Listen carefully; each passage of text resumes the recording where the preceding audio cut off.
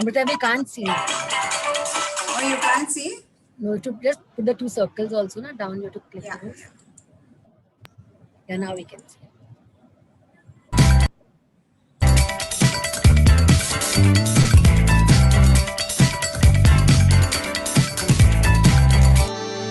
Hello, I'm Amrita Rajpal.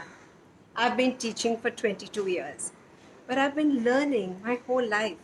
And that's why I have a company called Edu Learn Grow. I'm a sports nutritionist. I'm an avid traveler and I'm an active Rotarian. I'm also the territory head for the Early Childhood Association Mumbai. I'm founder EduLearn Grow and co-founder the ABCD Show. Hi, I'm Bela Kotwani, also known as Big B. Big for the size of my heart and B for Bela. A fun loving person with a great sense of humor and a passionate pickleball player.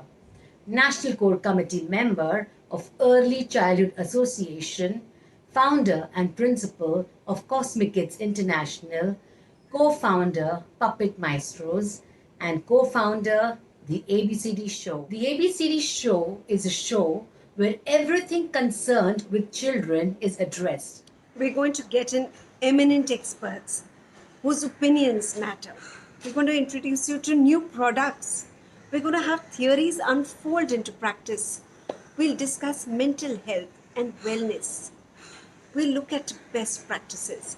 We'll give you parenting tips and we'll explore tools and strategies to help you teach So, effectively. if you are a preschool coordinator, parent, teacher, or anyone who has anything to do with children, this show is for you. So don't forget to like our page to know more about our upcoming events. Of Cosmic Kids International, co founder.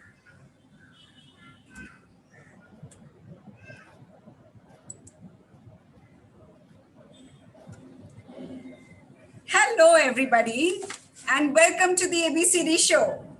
And welcome, Varkha, to the ABCD show. We are very, very excited to have you here. Pleasure, pleasure. You know, the topic today, mental health, that we are going to be discussing. This is not a topic that we discuss in everyday life. And I think this is something which has not been given the importance that it really deserves. You know, we stress on the academics and the 3 R's, and we want everyone to know the English and the alphabet and the and math and science. But how are we out here? You know, and I think that matters more than knowing everything else that's happening academically. So let's explore this today. And for the ones who don't know Varkha, I'm happy to introduce her. So Varkha is a clinical psychologist and she's also a psychotherapist. She has a private practice and she's also a consultant for the Leelavati Hospital. And she believes that a good life is one that is guided by reason but inspired by love. My, that is so profound. She's also the author of 7 mantras for teenage success and for the thinking woman. And her message for emotional well-being is to build emotional muscle. So cute. So I think that is very, very important. She's been featured on TV, radio, in news articles, periodicals.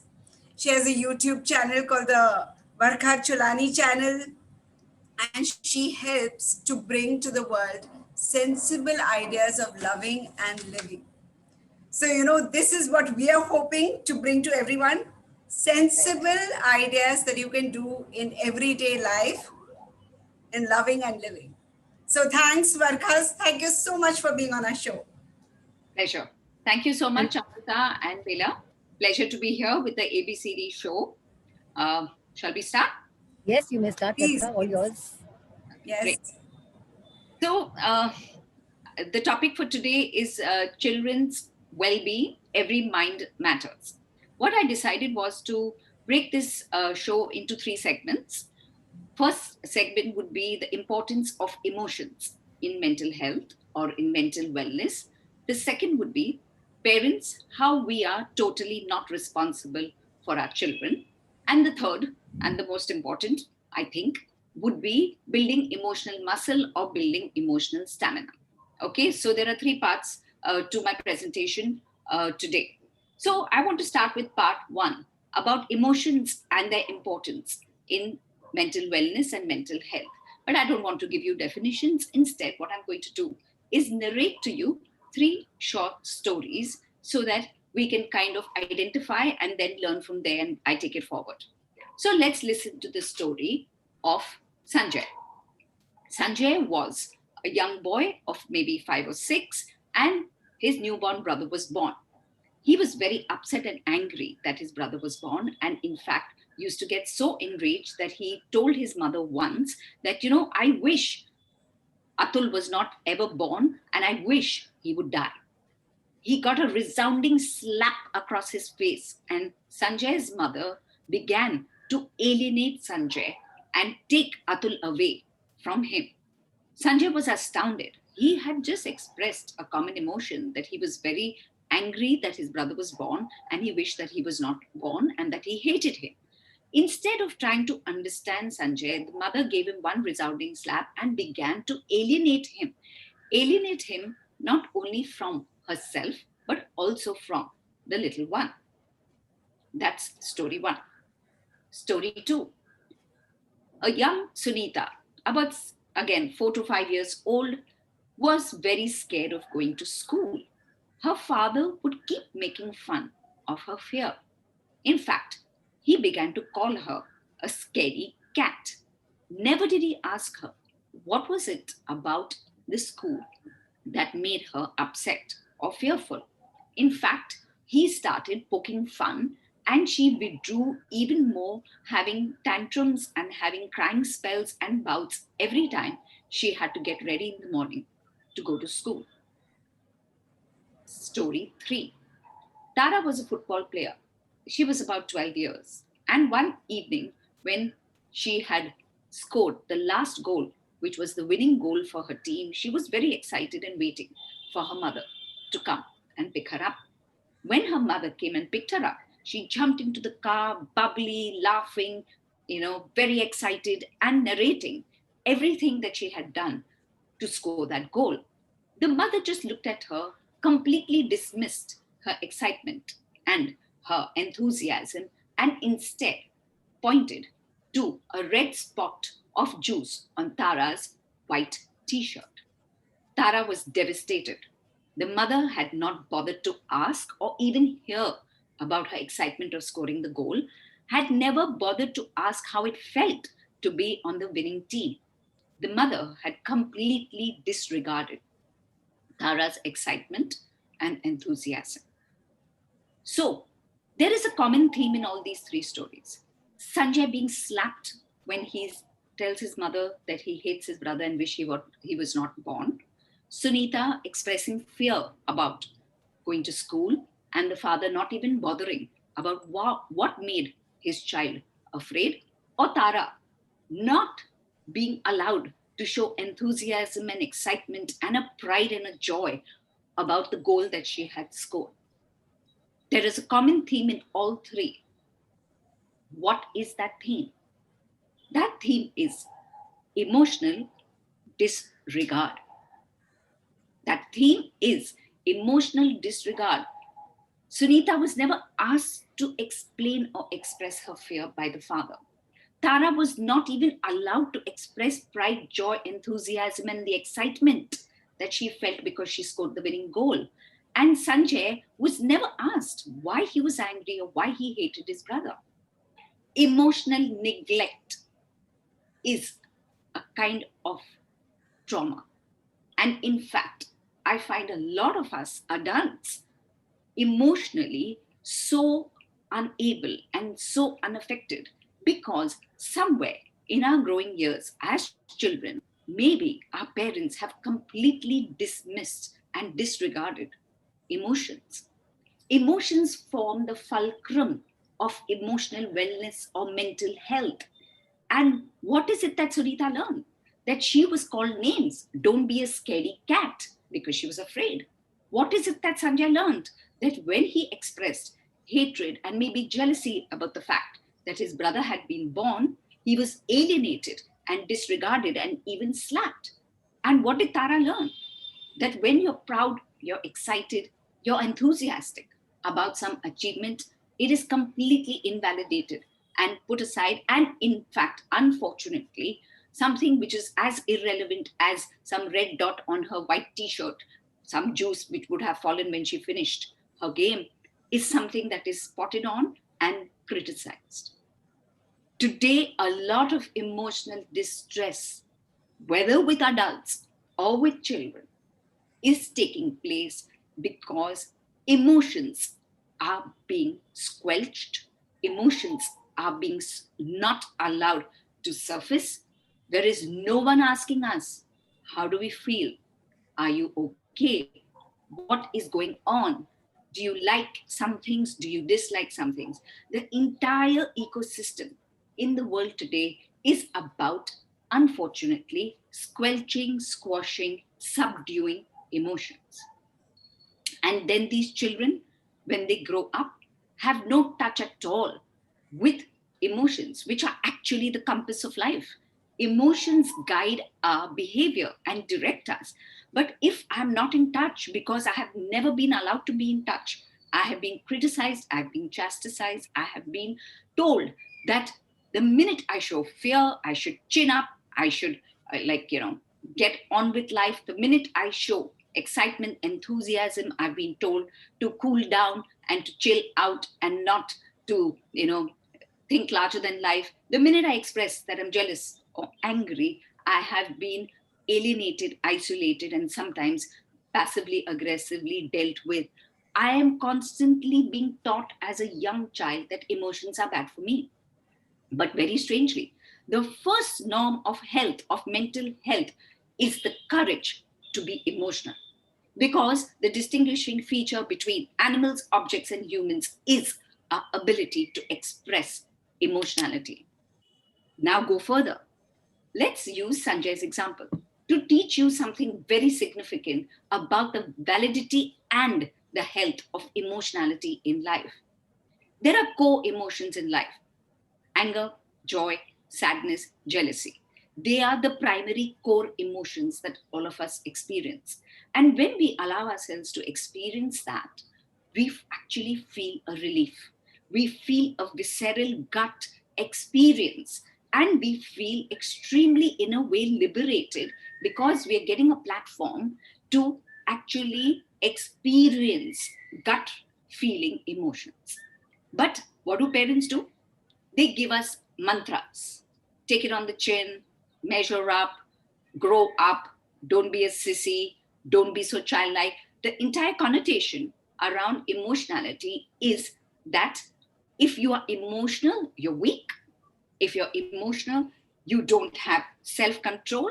The entire display of parents is about curbing emotions.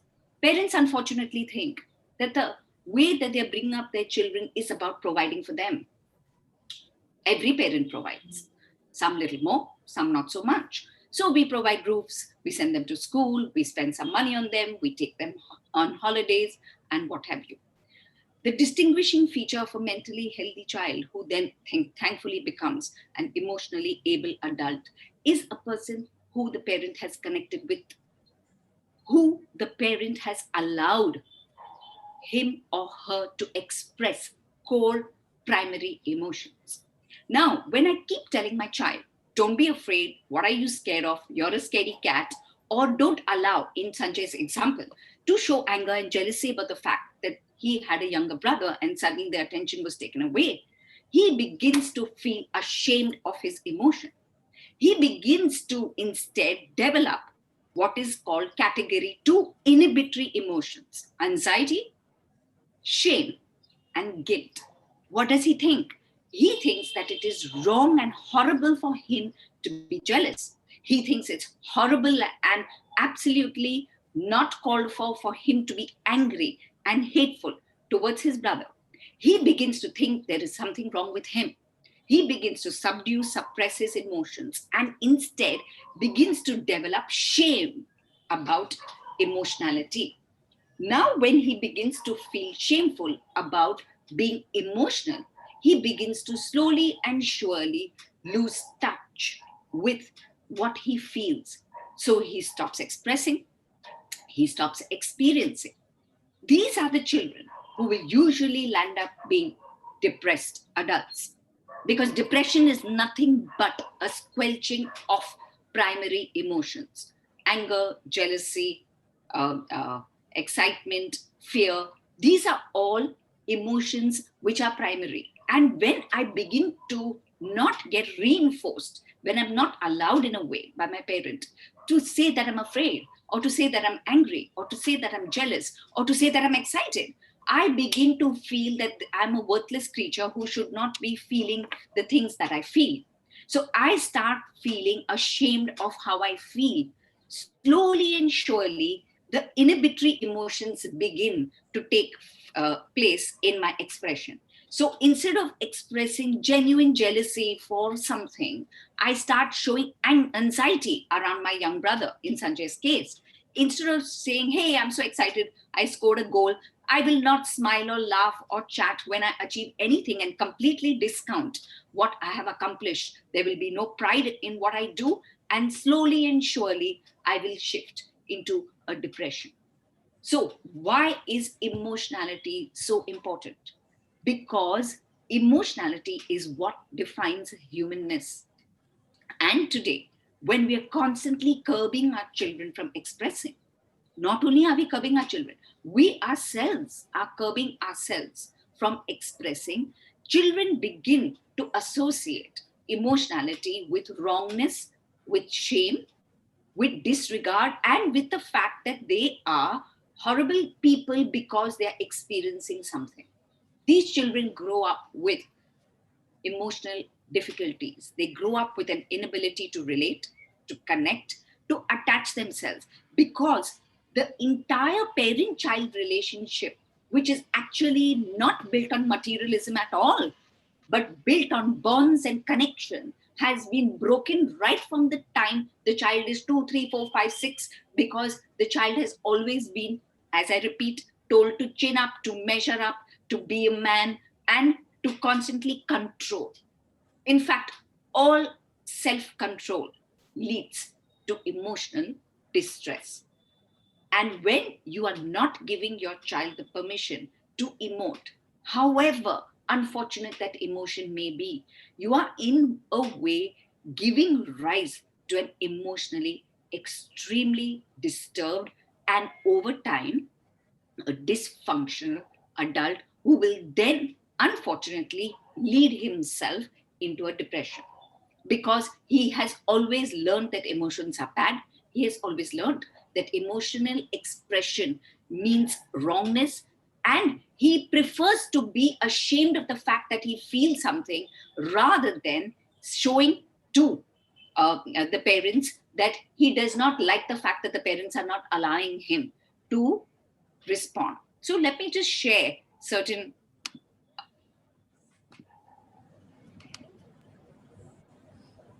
Can you see this? Yes. So the first part of my segment is emotional expression is healthy. Let's learn how to even ask ourselves how we feel. Many a time we are so much out of touch with what we ourselves are feeling and experiencing, and we are petrified of our emotionality and our experiences. They are visceral experiences, and the more the synchronicity between the viscera, that is the internal gut, and our admission of emotion, the less the emotional distraughtness. As I repeat, to be emotional is to be human. The more I give into emotions, the better emotionally balanced I will be.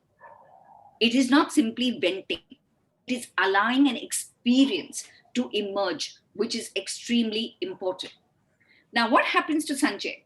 When he is slapped because he's expressing anger and the fact that he hates that his younger brother has been born, And instead of being asked, why are you feeling this?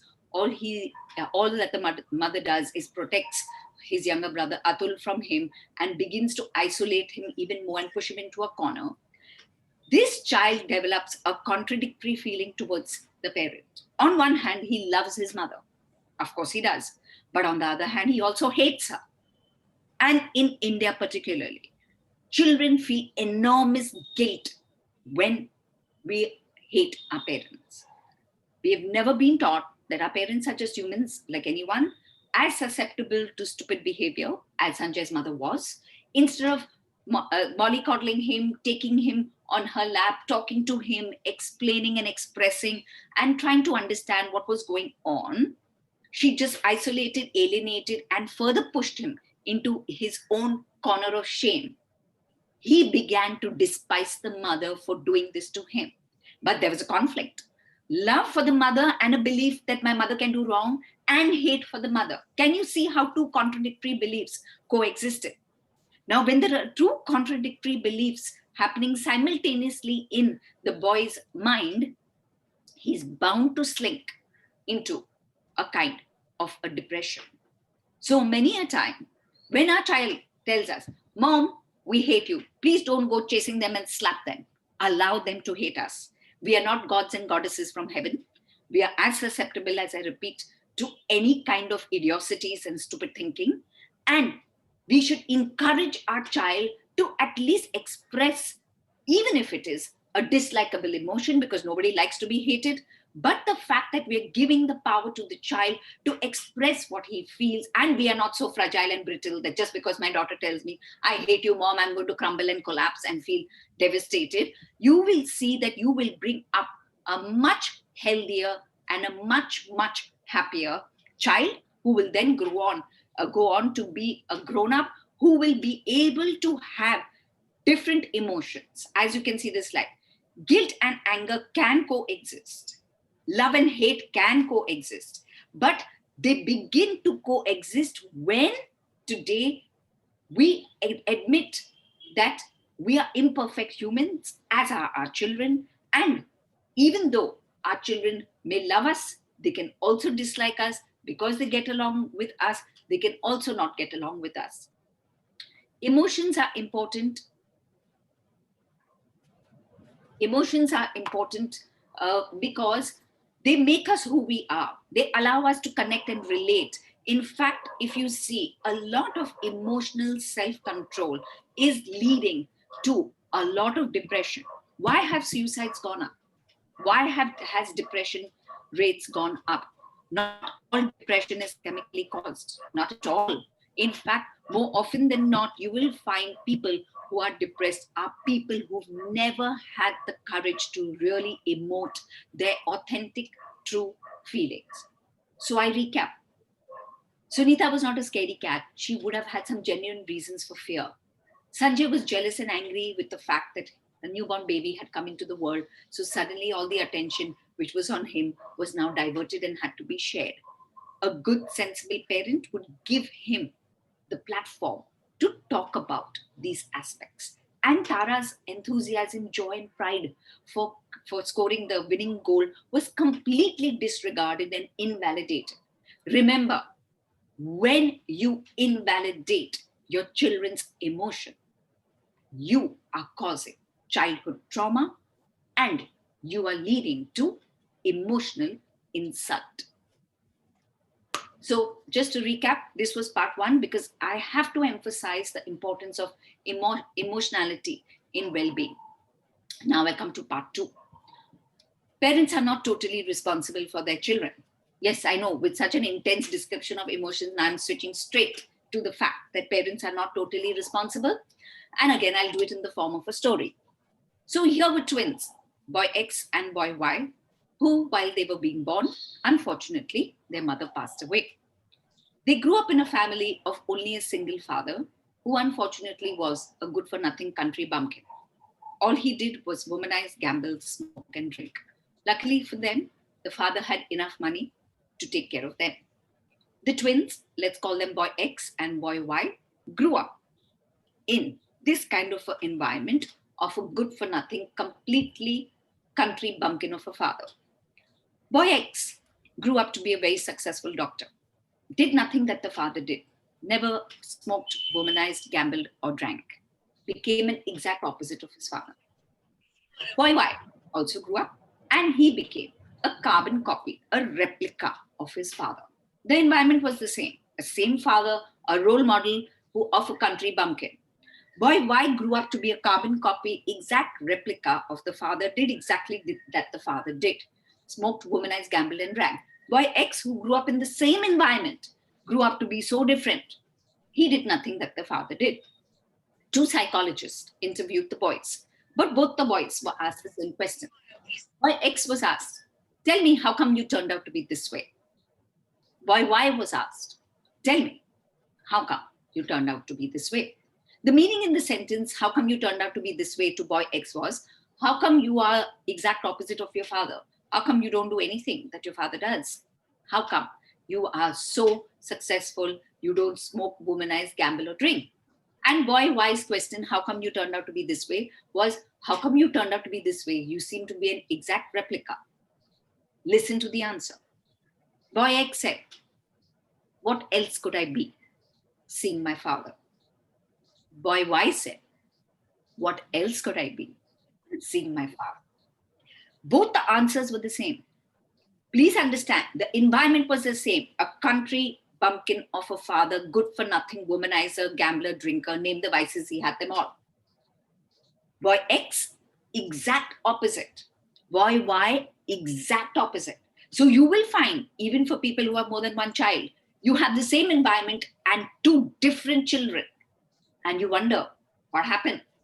Because every child brings into the world something unique of his own. When boy X was asked, how come you turned out to be this way? His answer was, what else could I be? I didn't want to be something which my father is. I don't want to put my wife through the troubles my mother would have gone through living with this kind of a man. I will never do anything that he does. Boy Y's answer to the question, what else could I be, seeing my father, or rather his meaning to the question, what else could I be, seeing my father, was, this is what I see, this is all I can be. What does that teach us? That today, every child brings into the world his own point of view. Boy X and boy Y, same environment, same father, such different responses, because we are not slates on which parents can write our stories. We are active contributors. We choose the meaning that we give to circumstances.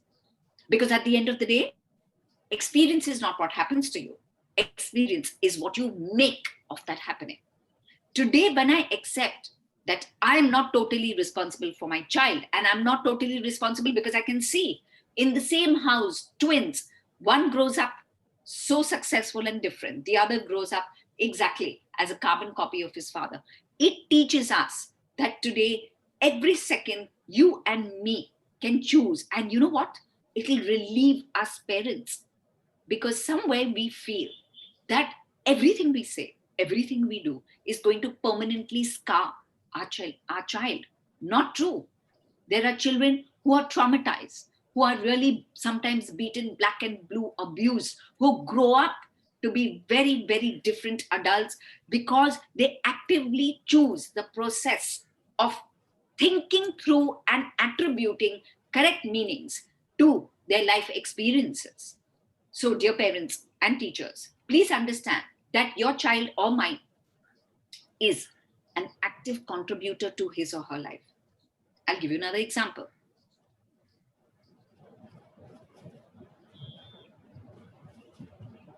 Many a time, every parent teaches their child early to bed and early to rise makes a man healthy, wealthy, and wise. Correct? I think we all teach that. You know what the child thinks? Good for these old fogey parents of mine. To be late to bed and later to rise makes me healthy, wealthy, and wise. True. What does the child do? If today my teaching was the only thing responsible for the way my child grew up, he would follow exactly what I said. Which parent teaches their child to smoke? But what does the child choose? Hey, you know what? Again, my old forlorn parents, they have no idea of how hip it is to put a cigarette from my lips. I look cool. Who taught them that? They themselves, their ideations, their associations around the people that they hang out with. And then they make the choice to choose or not choose. But why go to children? Today, you and me, when we blame ourselves for our past and say, oh, my childhood only was like that. I'm like this because, well, my mother never loved me. My father never loved me. I never got the opportunities. Remember the example of the twin boys and ask yourselves, what meaning did you attribute to that experience which allowed you to choose and make yourself what you are today? Very important to even reflect on ourselves and ours, because the easiest thing in the world is to blame. The easiest thing, our past, our parents, our lack of opportunities and whatever. But we are what we are today because of the choices that we have made, because we are active contributors and not passive recipients in the platform that life gives us. So very important. Again, I'll just go through the slides. Also, what I find a lot is that children are looked upon today as projects. Many parents are living through their children, maybe because they've done nothing of their own. They see their children as a project which they're going to showcase, and then through their child, they will get some pride. How sad. Not only that, you have a lot of narcissistic parents, and in fact, narcissism is on the rise. So many a time, the child is not being allowed to develop an identity minus the father and the mother or the family. Okay. And today, every child now is being seen as an extension of the parent. Please spare your children. They are entities in their own right. They have a brain. They are active contributors to the life landscape which is available to them. Give them their space to be their own person and take yourselves away. You'll be surprised. Sometimes they're better off without us.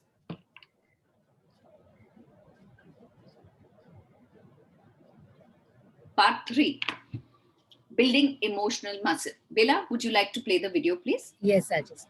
Can you stop sharing your screen? Yeah, just one sec. Yeah. This was a small little clip that I found on Twitter. It is the the United States Chief Justice of the Supreme Court who made this commencement address to his boys, to the school where his son goes. And I thought it's very important for us, especially as Indian parents, to hear this. So I'll just go off screen, and it's a small little 1.5 minute video. Bela will share it.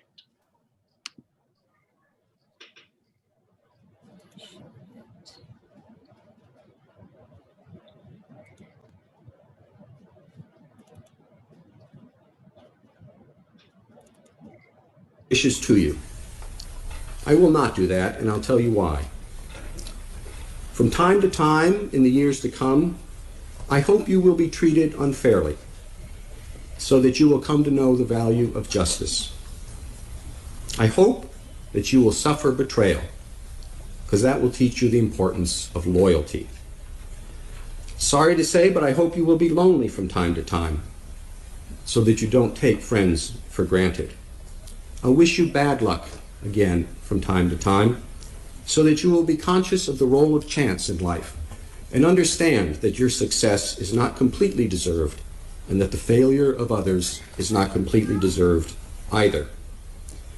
And when you lose, as you will from time to time, I hope every now and then your opponent will gloat over your failure. It is a way for you to understand the importance of sportsmanship. I hope you'll be ignored, so you know the importance of listening to others. And I hope you will have just enough pain to learn compassion. Whether I wish these things or not, they're going to happen. And whether you benefit from them or not will depend upon your ability to see the message in your misfortunes. Thank you. So true. Yep. So if you notice, what was the messages? He wished unfairness, he wished injustice, He wished us being ignored. He wished the fact that today we would be betrayed, the fact that we would lose. And in fact, every sentence that he spoke is exactly what builds emotional stamina. You will see a lot of us bringing up children with kid gloves.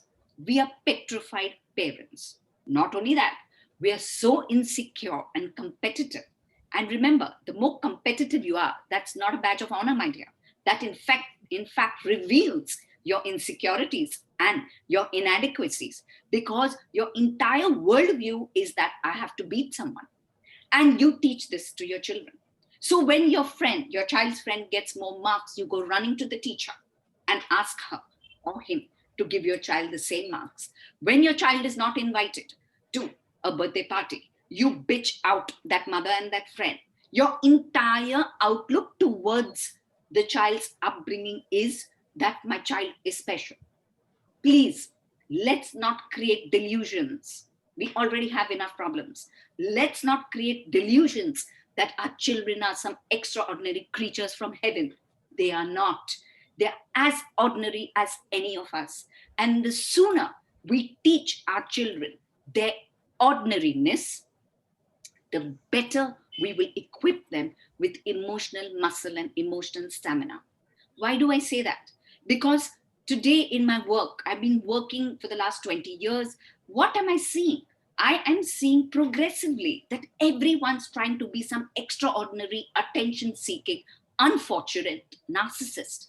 And in the idea that you are special, which he's not, when he actually goes out into the real world, he or she goes out into the real world, they get a shock of their lives because the world doesn't give a fig for them. They are treated normally as any other, and then suddenly that bubble which they have faced or been created with in their home completely bursts. And these same children then become dysfunctional, unable to get along children. Why do you think today society is disintegrating? Because the usual things of unfairness, injustice, being ignored, being asked to develop tenacity and resilience has never been asked for them.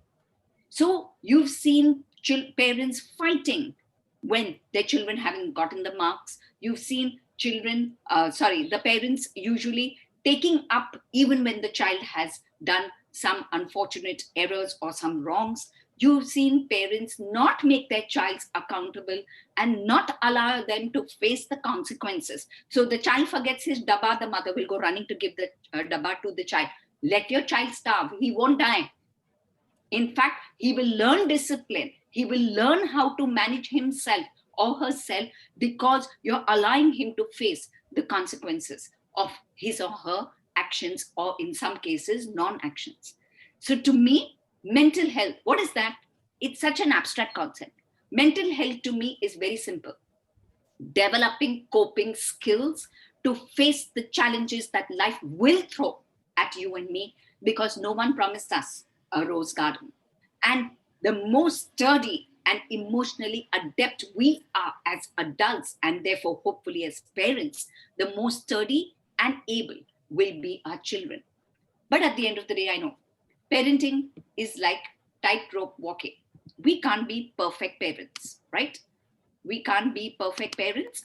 And to allow endurance to build, we have to also do hit and miss, trial and error, to know what are the boundaries that we will somewhere allow the child to cross, even if it means him having a stumble or a fall. So emotional muscle or emotional stamina is something I feel which is built. You and me don't learn. I mean, we are not born with it. Of course, some of us are more sturdier and some of us a little more fragile, but with correct training, correct attitudes, you will find that you are able to allow your child to face the consequences. So allow mistakes, failures, unfairness, injustices. They are part of living. And the sooner the child learns that, the better for him or her. As I repeat, parenting is like tightrope walking. None of us can be perfect parents. Let's allow ourselves also to be imperfect, because, as I said, There's nothing that we do which is going to permanently scar our child. So let us not walk on eggshells, tippy toes, constantly being so anxious and so fragile. And more importantly, I think we have to be very clear. We don't want to be friends to our children. They can find their own friends. We can be very friendly parents, but we are parents. Please, let's conduct ourselves as mature, emotionally balanced, and sensible parents, because at the end of the day, the child looks up to us for better or for worse until he or she finds his or her own role model. So, three things. Emotionality defines humanness. The more I give myself and my children the permission to emote, the better emotionally able and balanced adults we will rear up. Two, parents are not totally responsible for their children. Of course, we play some part, but not a total part. We can guide, inspire, but ultimately the child chooses on the basis of his or her own point of view. Nobody is born with point of views. We learn and we unlearn, and we are active contributors to our own path of what we want from our lives. And more importantly, emotional resilience, tenacity, emotional muscle, emotional stamina is built through the hard knocks of life. Let's not believe that if we allow our children the hard knocks of life, they're going to completely devastate and disintegrate. On the contrary, let's call them out, let's make them accountable, let's try and have them face the consequences of everything that they do. Thank you. It's been a pleasure. I'm open to any question and answers that anyone may have. Yeah, one You question just here. stop the screen share, Varkha. Yeah, sure. Sorry.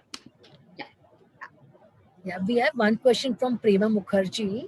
Sure. She's saying, how do you distinguish between an outburst due to genuine emotional concerns and bad behavior? Tantrums look the same in the heat of the moment. Bad things can be said to the child too. So she wants to know how you differentiate between the two things. First of all, the very fact that the child is having a tantrum, there is a reason. So everybody does everything for a reason. Nobody does anything without a reason. What are the two reasons? Either the child is wanting to experience some pleasure, so he's throwing a tantrum, realizing that the mother will give in, or he's trying to avoid some pain. Do not go to the symptom. The tantrum is a symptom. You need to go deeper and dive into the reason why the child may be behaving this way. So one needs to know cause and effect and ask oneself that what is making the child behave in this manner. So it's not about distinguishing. First, we want to know what is the motive that is driving the child to have this tantrum in the first place. Is he trying to avoid going to school? Does he not want to give an exam? Is there something which he's trying to avoid, which is painful to him? It may not be painful to me. Okay, that's one. And two, what is, if it's not avoiding pain, what is the pleasure that he's getting? Is he getting pleasure that at least that is the time the mother pays attention to him? Otherwise, the mother's too busy on a WhatsApp, too busy with Netflix, not looking at him, not attending to him. So understand the motive. And the motive, as I reiterate, are only two. The motive is to either decrease pain or to increase pleasure. And a sensible mother will first go straight to the reason for the child's behavior before trying to correct the behavior. Right. There's one more question from Anik Chabria to you. How do you deal with stubbornness? So I've always looked at stubbornness as an asset. It's never a liability. I've always seen stubbornness as a quality, as that the child has perseverance. In fact, all stubborn people usually succeed in life. So stubbornness, you have to flip it and see that there is something that the child is going to develop as a quality and a trait, that he develops stickability.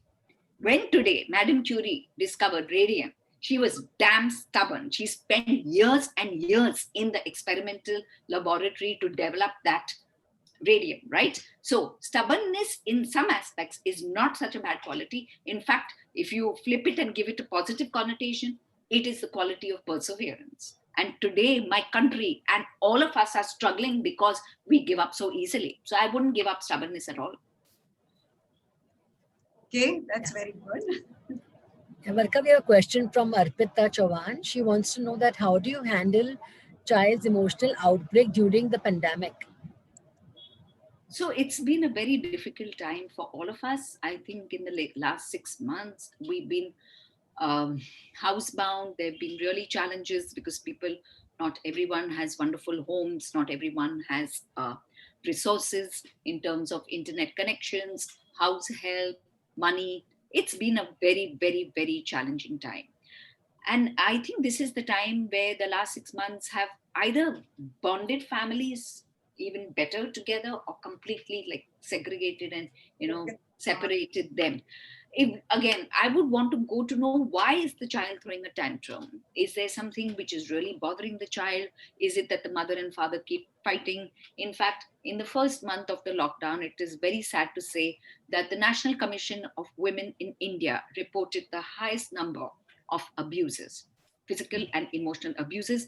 Even child abuse was reported because of the lockdown. So, as I said, all these are symptoms. We have to go much deeper to try and understand what is it that is creating so much distress in the child, which is making him or her react in such a way. So, taking him aside, talking to him, explaining to him or her that these are tough times, and we understand that things are very, very difficult because they've been cooped up. They've been cooped up for nearly 6 months now. They're not, schools are not open, they're not being allowed really so much to go down. It's not a normal situation, and I think we'll have to be much more patient and much more tolerant about this. So our mature handling, I think, plays a large part in being able to elevate the child's distress. We'll take the next one. I can see there are lots of questions for you, Varkha.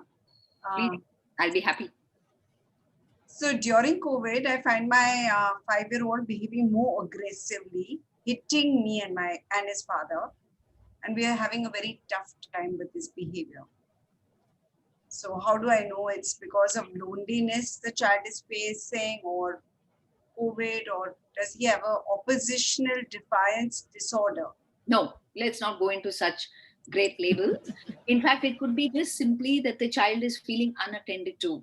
One, the child has been taken away from all socialization because of the COVID and the pandemic. So there is no external vent, so to speak, other than just being stuck at home with his parents. And we don't know whether the parents are really engaged, involved parents. In fact, I find many times that the more people at home, the more inattentive they are. They're constantly hooked onto their phones, doing irrelevant, idiotic things, and not really spending quality time. I know it sounds very cliched, quality time, but it makes a big difference. And the child is constantly being ignored and unnoticed. So I'll tell you, I've always felt that problem children have problem parents. It's never the child. It's something that I am not doing, which is causing unfortunate reactions of such enormity, where the child is unfortunately hitting me. Which child will want to hit? A child usually hits when that's his only recourse to be looked at and attended to. So maybe these parents need to step back and see and check their own behavior, because, as I repeat, we are not gods and goddesses. We also make mistakes. We also are caught up with our own anxieties and our own difficulties and our own challenges. Okay, so I think the parents need to step back and check what is it, the message the child is trying to convey through unfortunate physical means. Very well said. Okay, we have a question from Shilpa. She's asking, is it okay to leave a teenager to have him or her alone and figure out what they want to do in their life after showing them the pros and cons without feeling a parental guilt? Absolutely. Because at the end of the day, otherwise the teenager, when he selects what the parent has said, has an opportunity to blame him for the rest of his or her life. So absolutely. As I said, accountability and what do you say, explanation for the choices made. So showing the path, which is wonderful, and then telling the child that there are going to be consequences to the path. So if I want to be an artist, for example, then I also have to know that, I cannot use iMac and I cannot use iPhone and I cannot use iPad, because earning a living with that kind of career path will possibly take me longer than I envisage. And am I ready to face the consequences of deprived living?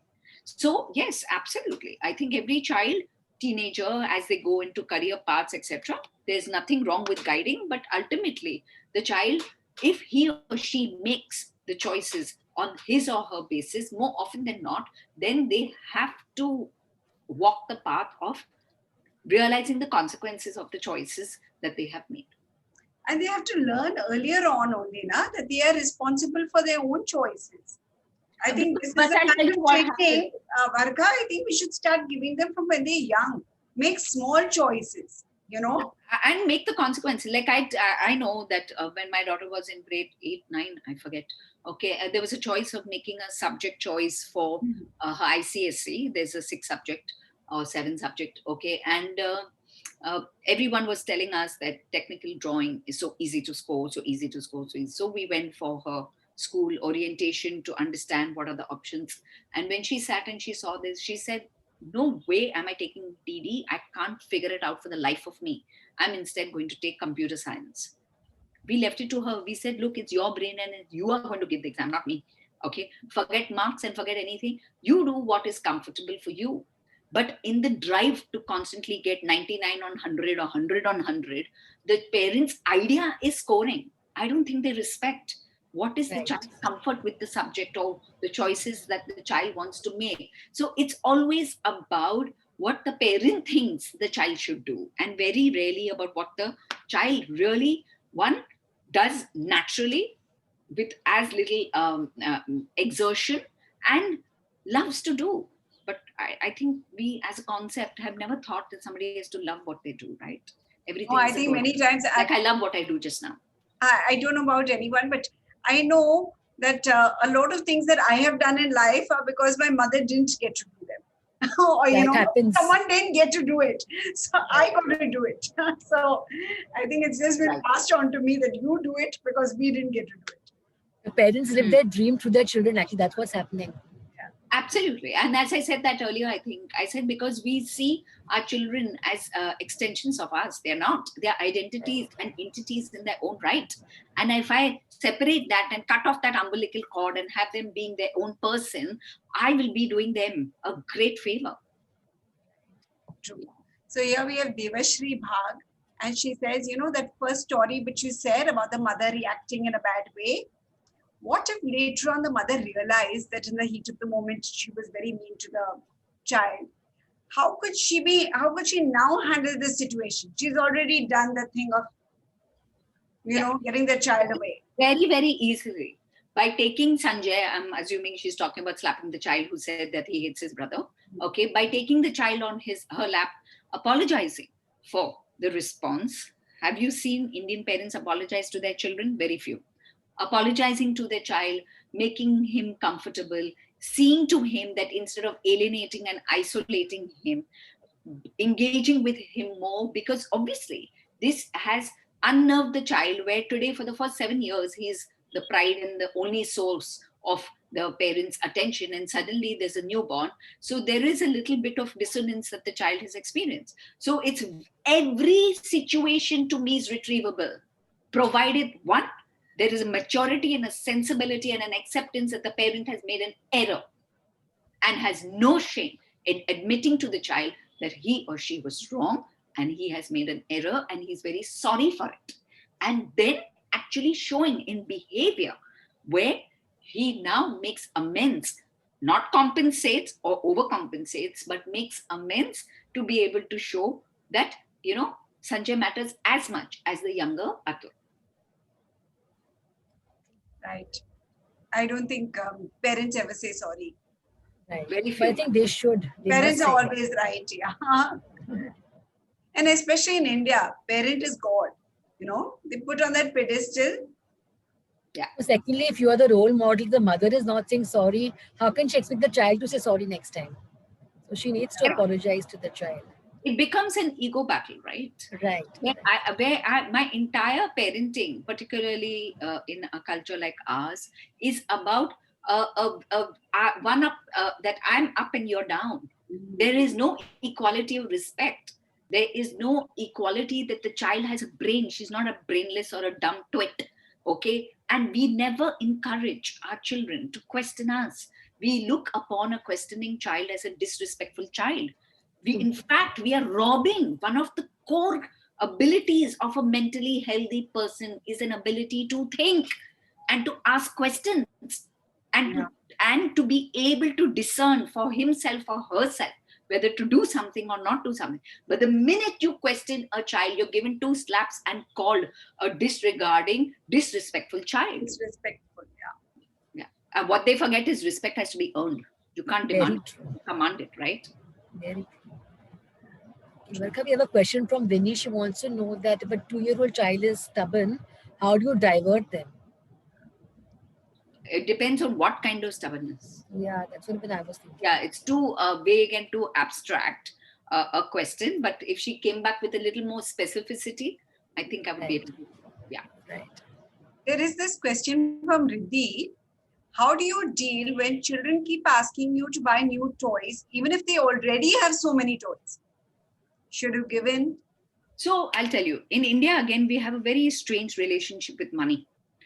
We are not honest enough about how much or how little we have. I'm not saying we have to sit down and expose our Excel sheets to our children. No. But we feel that if we can't buy our children the things that they want, we have failed as parents. We believe indulgence is the only way to get our children to love us. Obviously, if you're not going to allow emotional connect, then the only substitute is materialism. Correct? So there is a budget. And I don't think should be any shame in telling a child that there are budgets for travel, there are budgets for holidays, there are budgets for hotel visits, there are budgets for clothes, there are budgets for toys, and whatever. And within the budget, whatever is expended, nothing more will be added to it. It also teaches money management. I think a lot of us don't give pocket money to our children, which I think is a very essential thing, because then it teaches them to how to manage their money. Now, whether they want to spend that 500 rupees on the first day or allow the 500 rupees to be spread over 30 days, these are great skills. These are great life skills. At what age, Varkha, would you say we start doing this? When the child gets some idea about rupees and paise, which is usually by about 7, 8, I would say, as something simple as 100 rupees, which can go into his or her piggy bank. Right. Not necessarily have him or her take it out of the house, but something as simple as that, so that the child learns the value of money. But again, we are so afraid of money. We're so ashamed of talking about money that the whole connotation around money and wealth is, oh, no, they're too young, they should not know. Why shouldn't they know? They should know how hard their mother, their father, and everyone works to put food on their table. So in the US, there is a method called showing or giving grace before a meal. I think it's very important to thank the fact that today I'm able to eat a meal when migrant laborers have walked home without anything to eat. I think these are essential life lessons. Varkha, there's a question from Prema. Sorry, Bela, 1 minute. Yeah, So below that 7 or 8, when they're younger, the children, then should you give them everything you want or what? Because I think the question was directed for a younger child. No, when the child asks you to keep buying those new toys and the child is very young, say, why is no a bad word? Why is no a bad word? Because we feel guilty. Why is no a bad word? It's not. Deprivation is the only way to discipline. When I feel hungry, I just eat or what? I have to learn when not to eat. So I have to bear the hunger pangs so that I don't eat. That's how I become fit. Indulgence leads to a kind of a philosophy that I must get everything that I ask for. I will not get. I'm not supposed to be eating everything I like. I'm supposed to give up things. Only then I will get the body that I want. Likewise, why is this parent so anxious about saying no? She has to decide, or he has to decide in his or her mind how much they want to spend on toys or how little they want to spend. And there is no right or wrong. Every family does according to what is their basis. So if I can today give my 5-year-old an iPhone, good luck to me. And if I can't give a Lego set, so be it. I don't want to feel ashamed of the fact that I have limited resources to expend. Right? And once I am comfortable as a parent, that look, I'm not ashamed of the fact that I earn this, and in this, expenses for toys are only going to be this, I will have no difficulty in saying no to my child. So the clarity in one's own mind is very important. Very good. Prema wants to know that when does a parent get professional like you to step in? Any red flags that they can see and come to a professional? Usually never get the child, come yourself. Okay. Because the parenting style needs to be reviewed, and parenting methods and parenting ways can always be taught to the parent. In fact, I always tell them, please don't bring their children. And I always work through the parent, because usually if the parent changes his or her behavior, the child inadvertently changes.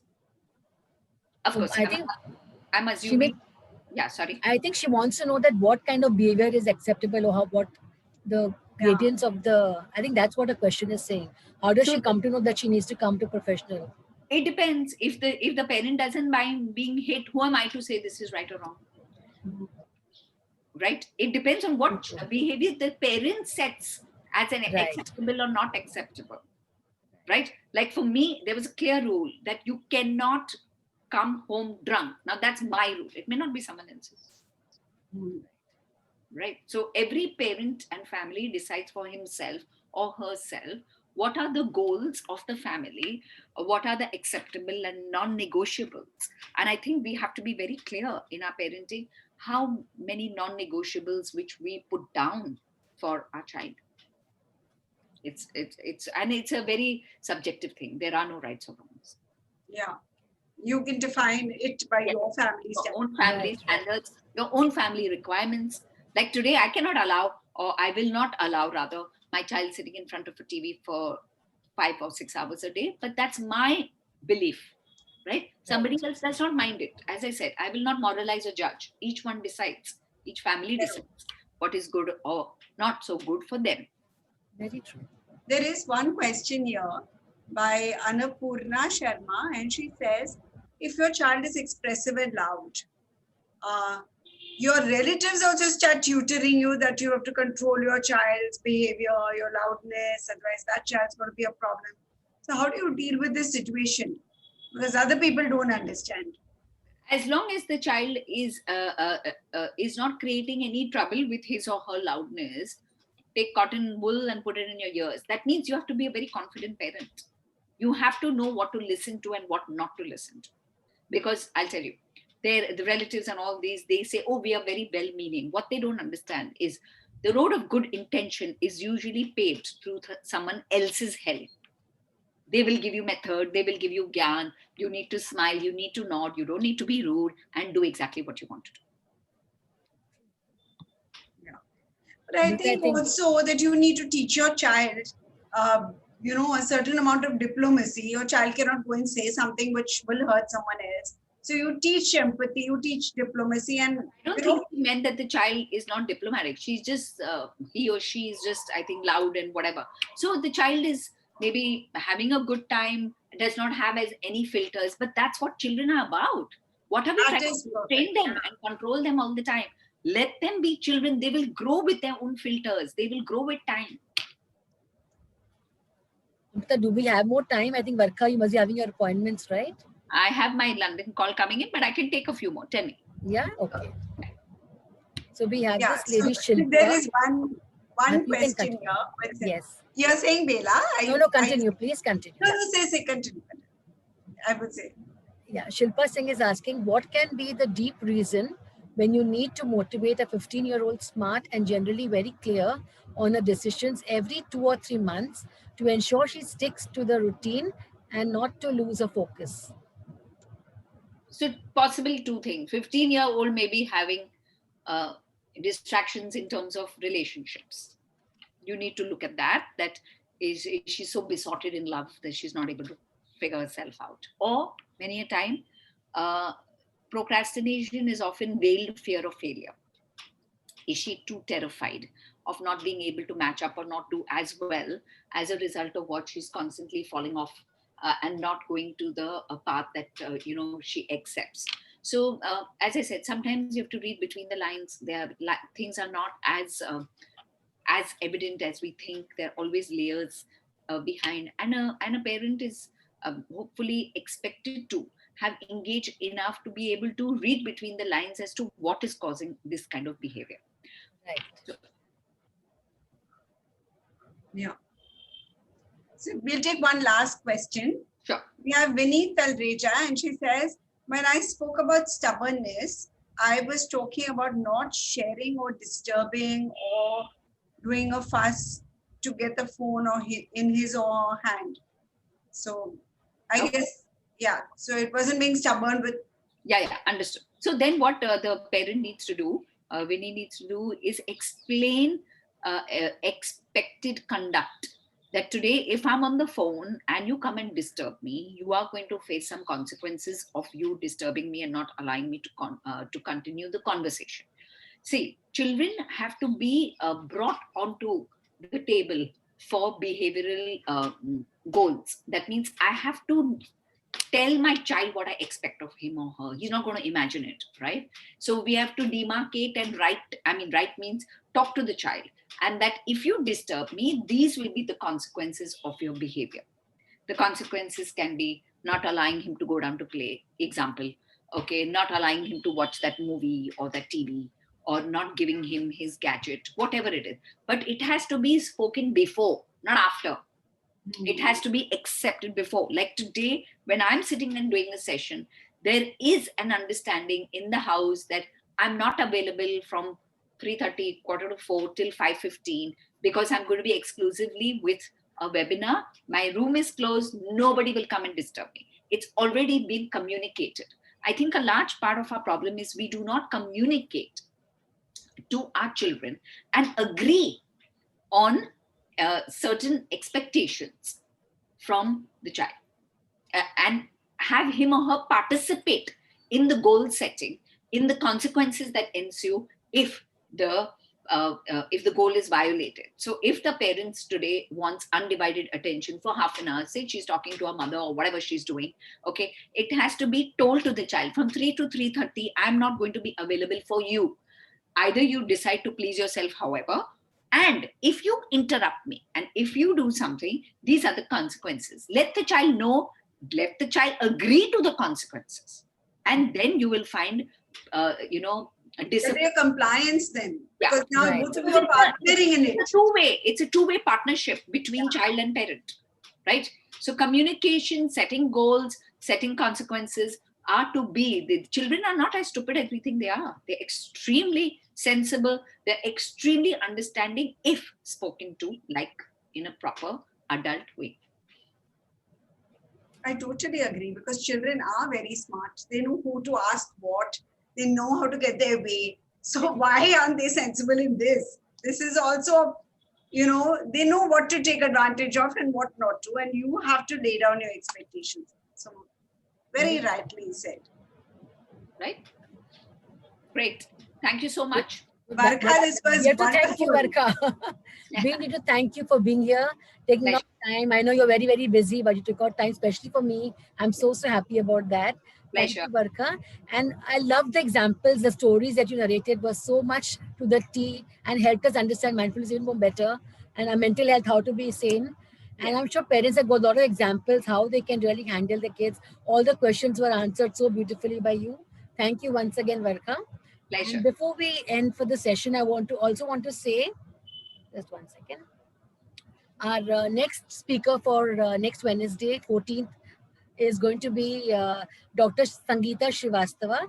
She's the principal and CAO of Kandivali Education Society. Her topic is going to be how to fall in love with the language, a rhyme a day, that's the way.